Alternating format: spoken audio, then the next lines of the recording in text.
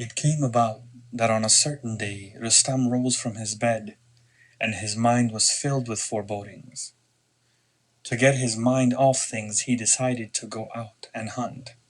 So he saddled his horse Raksh and made ready his quiver with arrows. Then he rode to the wild forests that lie near Turan, in the direction of the city of Samangan. And then he came near the city. He started a herd of deer and made sport among them until he was tired of the hunt. Then he caught one and slew it, and roasted it for his meal. And when he had eaten it and broken the bones for the marrow, he laid down to sleep, and Raksh cropped the pasture beside him. While the hero was sleeping, there passed by several soldiers of Turan, and they saw Raksh and wanted to capture him. So they threw their ropes to ensnare him. But when he saw their plans, he pawed the ground in anger and fought them as he had fought the lion. And he bit one of them, and another he struck down under his hooves. And he would have beaten them all, but there were too many.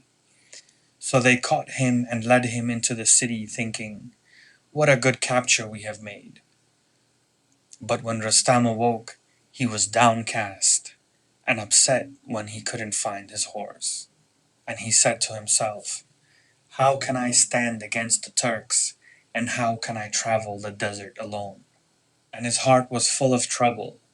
Then he looked for the traces of the horse's hooves and followed them, and they led him to the gates of the city of Samangan.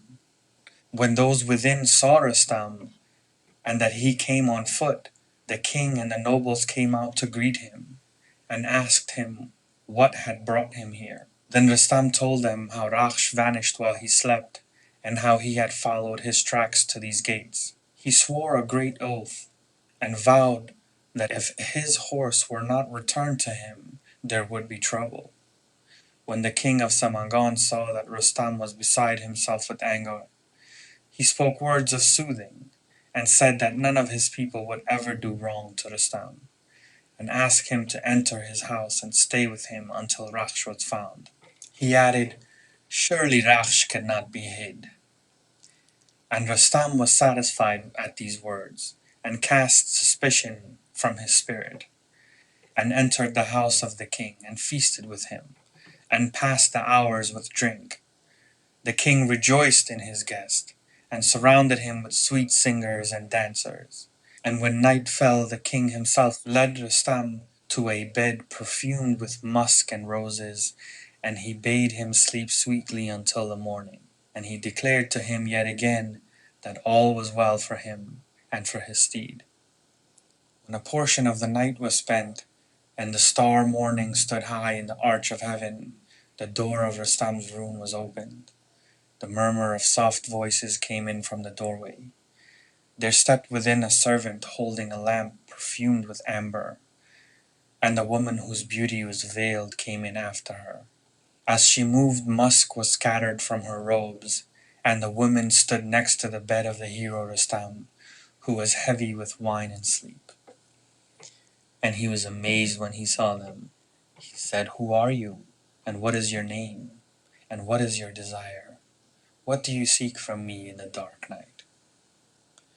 Then the woman answered him, saying, "I am Tamina, the daughter of the king of Samangan, and none of the princes of this earth are worthy of my hand. Neither has any man seen me unveiled. But my heart is torn with anguish, and my spirit is tossed with desire, for I have heard of your strength and courage, and how you fear neither deer nor lion, nor leopard nor crocodile, and how your hand is swift to strike, and how even the eagle dare not sweep down upon her prey when she sees your sword. These things and more they have told me, and my eyes have yearned to look upon your face. Now God brought you within the gates of my father, and I come to say to you that I am yours if you will hear me, and if you will not, no other will I marry. And consider how love has obscured my understanding, and has made me approach you so openly. I pray that God grant me a son, strong and brave like you, to whom shall be given the empire of the world, And if you listen to me, I will find Rakhsh and place under your feet the land of Samangan.